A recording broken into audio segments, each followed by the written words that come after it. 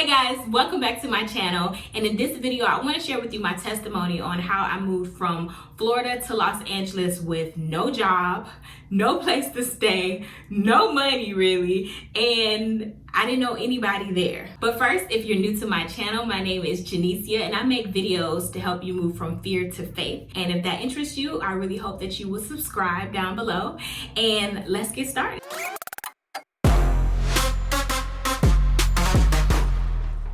In July of 2015, I started to feel very uneasy. I didn't want to do the same things that I used to do.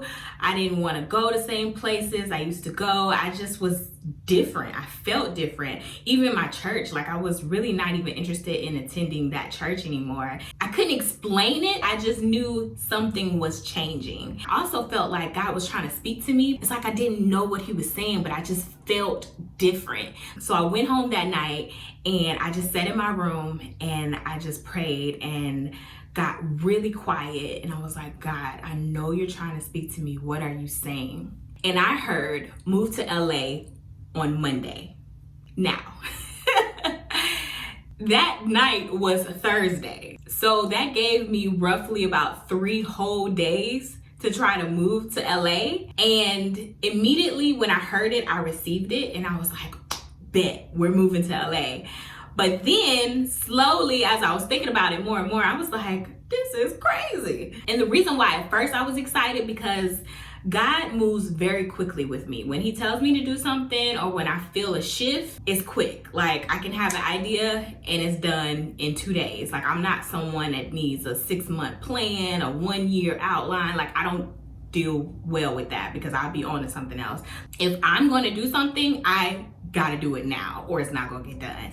And that's how God deals with me as well. It's like he told me to move fast and it's for a reason, and you'll see why in a minute. I pushed the fear off a little bit and I was like really excited. And out of that excitement, I started looking up plane tickets. I started looking up bus tickets. I was like, I didn't know which way I was going to get there.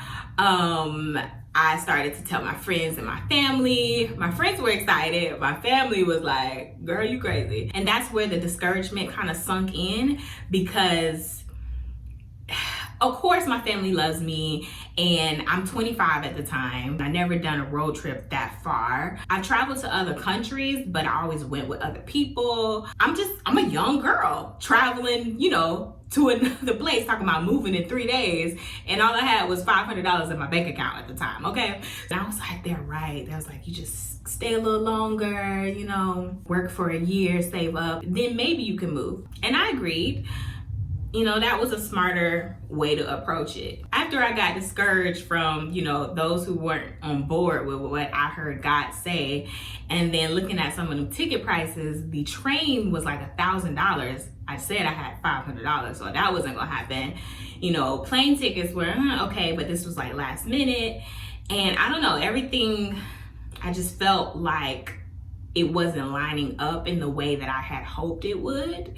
So I ended up staying for another month. Even though I stayed another month, I still had God's word in my heart. I was still, researching, the best way to get there. I had packed up everything that I was going to take in 2 suitcases and I kept it packed. So I initially packed the day after God told me, and I stayed packed for that entire month. I purposely wanted to be inconvenienced when I was there because I was in transition and I don't want to go back to being comfortable. I even researched car life, like living in your car. I was like, push come to shove, we just gonna live in our car. I was determined that I had to get there, even though I had push pause on it. I still in my heart was like, I'm gonna be there one way or another. While all of this is happening, I'm like building up my faith, right? And then I just hit a brick wall. I broke down because I realized that I didn't trust God. At that same time, there was someone that I had heard about who had trusted God for something with her apartment or something, and he came through at the very last second. Like she was about to get evicted and money dropped in her account like an hour before she was supposed to leave. And when I was watching it, it should have brought me hope, but instead it brought me despair, discouragement. I don't know. I felt it.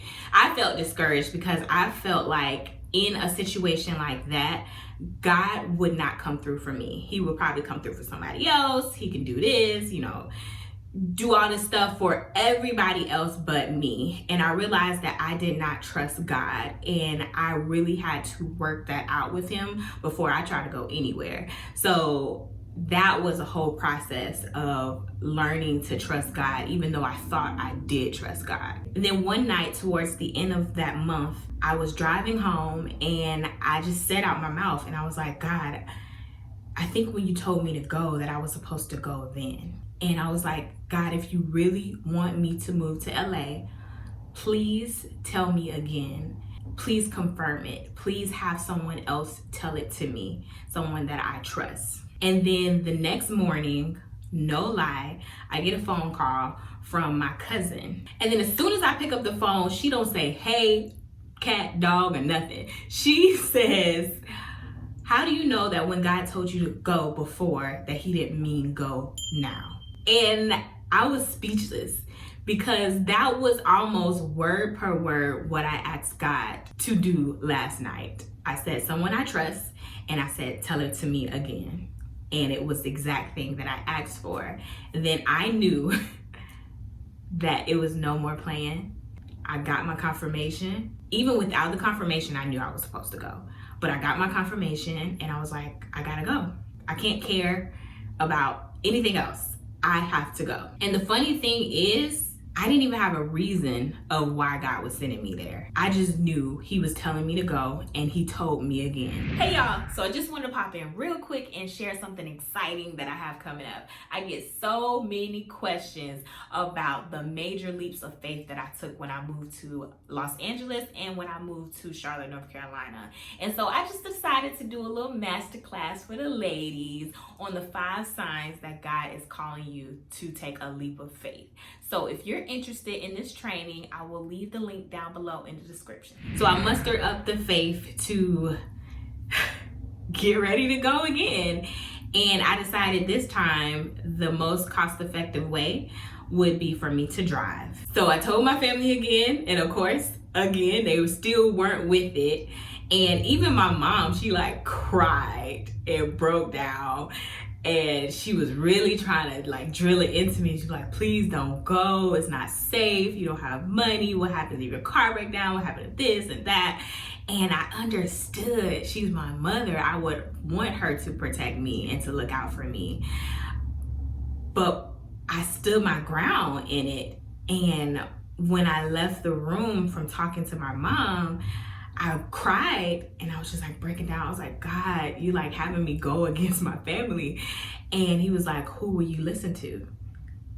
He taught me a whole lesson about, will you listen to me or to other people, no matter how close they are to you? And then a few days later, after I got that confirmation, I packed up my car to get on the road. And although my parents weren't for it, they ended up blessing me with money. So my dad gave me $500 and my mom gave me $500. So I ended up leaving LA with $1,500. And then as I was going, my dad brought up the idea. It was like, I guess if you're going, you might as well make a road trip out of it. So I was like, okay. So I drove 11 hours to New Orleans and stayed with a cousin there and got to see Bourbon Street and everything. Then I drove about another 9 or 10 hours to San Antonio, Texas, and my dad got me a room there. I was able to see the Alamo, left the next morning, drove to Las Cruces, New Mexico. My dad got me another room there. Then I drove to the Grand Canyon. That was beautiful, and ended up driving to Las Vegas, even though it was out the way. My dad was like, he was already there, might as well go to Las Vegas. So once my parents got on board, they was like, hey, if you gonna do it right. As I'm like 30 minutes outside of Las Vegas, I get pulled over by the police, and he stops me because my taillights were out. And I was like shocked, because basically I had driven that whole, I don't know, what was that, 5 days at that point with no taillights. I'm driving through the rain, I'm driving through the mountains, I'm driving at night, and I had no taillights the entire time. I was so scared because As he's looking through my car, he's probably like, what the heck is going on? Because I'm moving with all my stuff.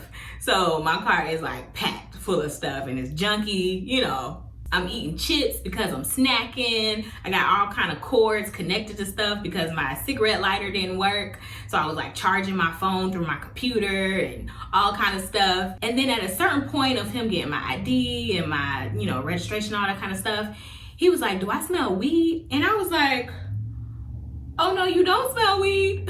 One, because I had smoked weed a little bit, you know, when I was younger.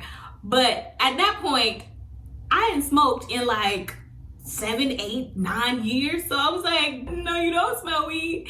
And as he was saying it, I think I was putting my license or something back into my wallet. And in my wallet, I had this little small wooden cross. When I was putting my license back in it, he was like, what is that? Because I guess it looked maybe like a blunt or something. I don't know. Blunt paper. I don't know. And he was like, what is that?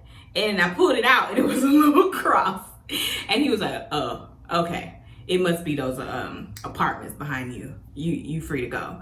And I was like, was he really about to probably detain me or search my car?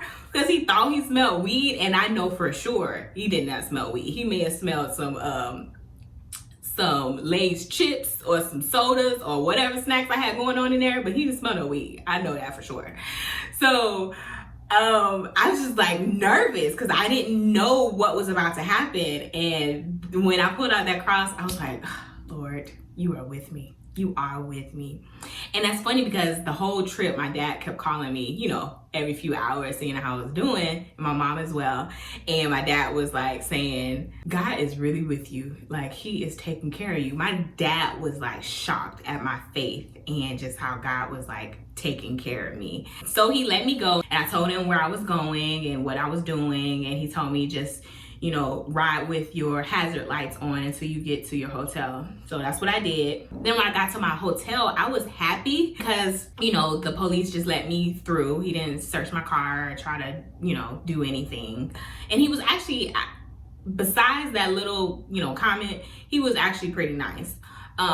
So when I got to my hotel, I was happy that nothing happened in that situation, but I was sad because I'm like, I only got $1,500, less than that because I had paid for gas. But I was like, do I have to find a mechanic here in Las Vegas? And mechanics sometimes be trying to, like, you know, run over on females and, you know, charge us all kind of, you know, money because they think we don't know what we're talking about. And I was like, oh, like, how am I gonna do this? I'm supposed to drive to LA tomorrow. I just like calmed down. I just went to my hotel room and I was like, this is not gonna kill my night. So I left the hotel and I went to, you know, walking around the strip and stuff. And I was like, I'll deal with it in the morning. So the next morning rolls around because every morning I check my oil and do all that stuff. So I'm looking at my tail lights and I'm like, my hazard lights work, but my tail lights don't work when I turn on my light at night.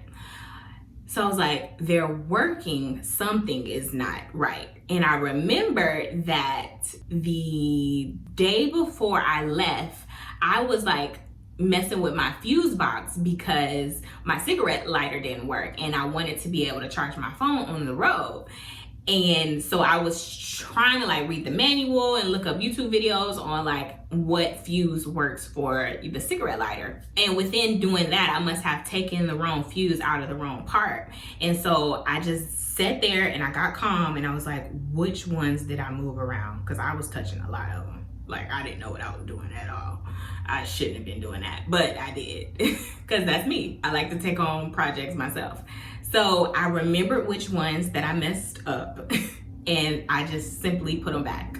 Check my tail lights, things worked. Oh Lord, I was so happy. Once that happened, I was like the middle of the afternoon before I figured that out. My dad was like, you might as well stay another night. Come on, come through, Father. So I ended up staying another night. The first night, my auntie brought me a hotel room. And then the second night, my dad brought me a hotel room. Stayed, explored Las Vegas another day, went to a comedy show, you know, got something to eat, you know, just walked the strip, see whatever I could do for free. The next morning, I drove to LA. As soon as I get to LA, I go to Beverly Hills and then I break down. This video has already been too long, so I'm just gonna do a part 2. So make sure that you subscribe and turn that notification bell on so you know when I post the next video, because in that video, I'm gonna go over how I was homeless for a while and then I bounced back. I started a business and things really changed for me in LA. So if you want to see that video, please make sure that you subscribe. If you have any comments, please leave them down below and I will see you later. Bye.